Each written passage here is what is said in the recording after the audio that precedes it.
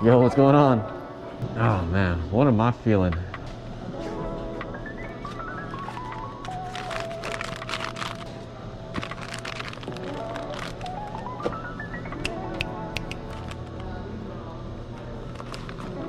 Oh, you guys are out of Porsche 800. Oh no, just kidding. I see it. Never mind. Whew, sheesh, I'm making a mess. And frick it, I love that car. Get ready for this gigantic order. Oh my god. Hopefully this lasts me. It's about to be an insane year next year. Oh shit, yeah. So, Yep. 27, 80, 96. Sheesh.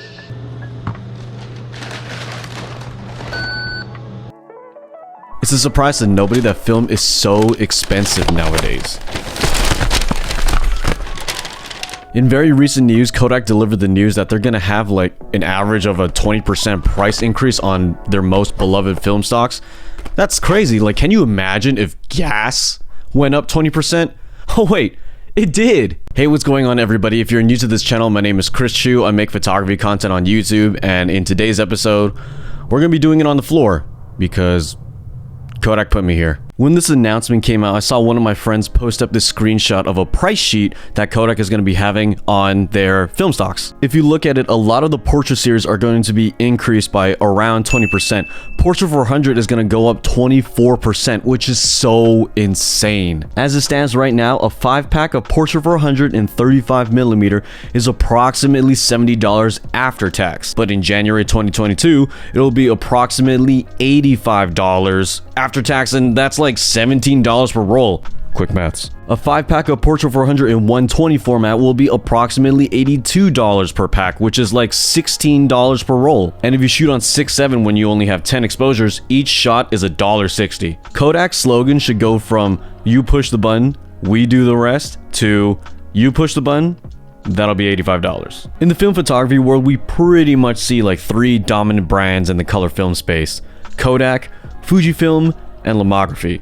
Kodak is kind of like Coca-Cola, Fujifilm is like Pepsi, and Lomography is kind of like that Target, Safeway, Ralph's brands that is like supposed to be the cheaper alternative. And over the years, there's been a lot of shift in the power balance, but in like the last year, Fuji was like, "Nah, player, I don't want to make film anymore. I just want to simulate my film stocks." So they shot themselves in the foot and they walked away. People who had the money would shoot the Kodak film, but people who wanted to be cool and shoot underground film will go to the Coca-Cola at home alternative and shoot with Lomography. People love Lomography because it was a super good, cheaper alternative, but not anymore. Thank you. It is ridiculous. However, with these new prices that Kodak is taking next year, it's kind of like they finally lost their minds. Like they lost their marbles, and it's kind of scary because it's like, if they're the industry leaders, will everybody follow suit with them in the same fashion, like maybe 1-to-1? So this begs a few questions. Number 1 being, is the film bubble gonna pop? Number 2,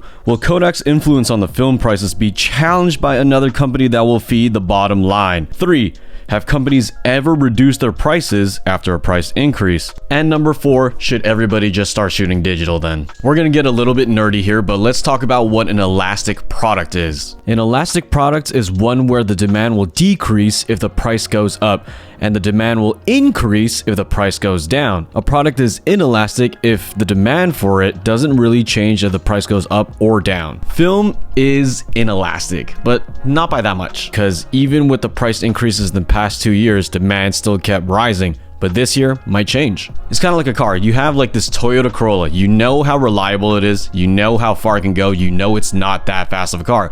This is like a $20,000 car. But if Toyota one day decides this is now a $30,000 price tag, you're like, no, it's not. It still does the same thing. There's nothing improved in it. And this is for sure not the first time that Kodak has increased its price, like any company throughout the years. A roll of Portra 435mm used to cost $7 a roll in 2005, and now by next year, it'll be $15.50 around there, pre-tax. So to ultimately answer the question if the film bubble will pop, I've discussed this with a couple of friends, and we kind of came to the consensus that I don't think it will. In terms of like the economic and consumerism standpoint, I think in the social media angle and the hype around it, I think it will definitely slow down because the prices are not that reachable by a lot of people. So I think it'll slow down by the social media's perspective.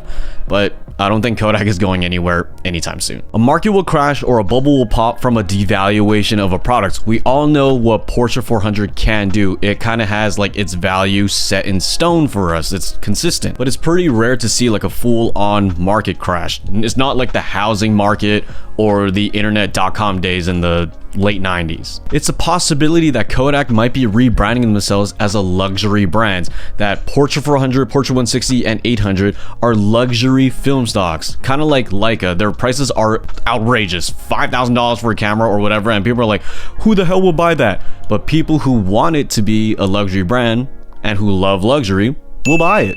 So same thing for this. It could be a possibility that Kodak is trying to rebrand themselves in that direction. So question number 2, will Kodak's influence on film prices be challenged by another alternative by another company who wants to feed the bottom line? This is a really interesting question because if I'm going to bring up that screenshot from earlier back on screen, you will notice that Kodak Gold, Ultramax, Color Plus, and Pro Image aren't on this list.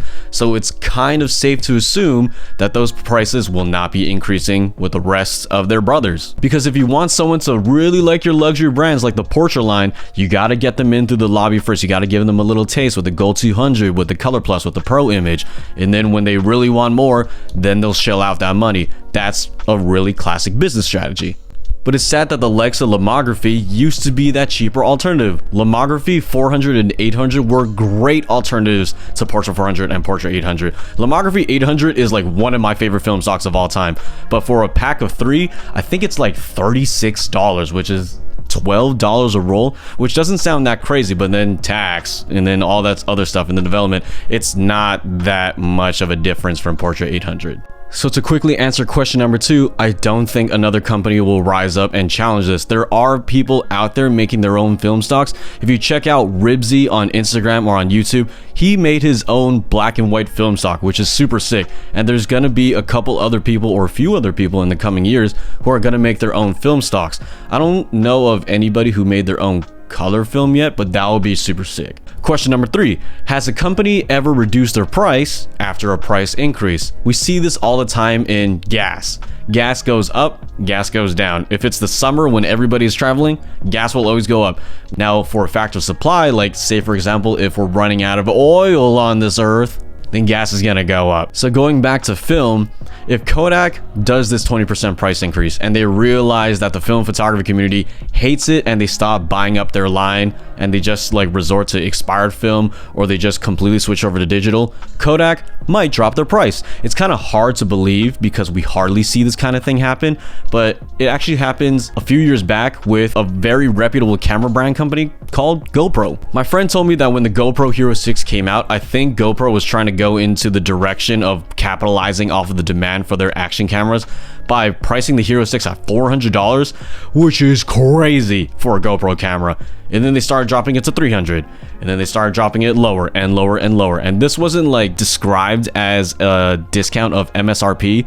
MSRP just changed and they just lowered it because GoPro realized that like, oh, nobody really wants to pay $400 for our cameras. So it's possible that Kodak might do that. Kodak is kind of in a position where their demand is so high that they're really just gonna f around and find out. And then question number 4 is, should we start shooting more digital? And from an environmental standpoint, I think it might be a good idea because film isn't that great for the environment. Like the waste that we produce, like even the cardboard box itself and the canisters that these things come in, it's not that great for the environment. The chemicals that we use, not that great for the environment. Fujifilm lost Pro 400H because of an environmental standard that it was not living up to, so it's possible that digital might be better. I don't really know of the consequences of making those as well because everything has an environmental consequence. But from a photography standpoint, I don't see that many people switching over to digital. I see a good amount of people switching over. As we have seen in the photography community time and time again, is that people will always find a way to create art. If people want to shoot on film and make their projects and their images and their photos on film, they'll find a way. But as we've seen in the creative community time and time again, when a creative person's back is against the wall, they will always find a way, and that's when some of the best work will come out. So are these film prices obscene? Absolutely. $17 a roll is freaking insane. Then that's not even covering the cost of development and scanning, which is like around 15 bucks. So it's like, oh my god. But I don't think it's gonna go anywhere. I think the social media like hype around it will pop, but in terms of like the global economic standpoint, I don't think it's gonna go anywhere. And that's all I have for you guys in today's video. Thank you guys for watching this extremely nerdy video. Make sure you subscribe, like this video, comment down below about what you think about these film prices, and maybe you could disagree with me. You could totally have a discussion in the comment section. But I will see you guys in the next video. Peace.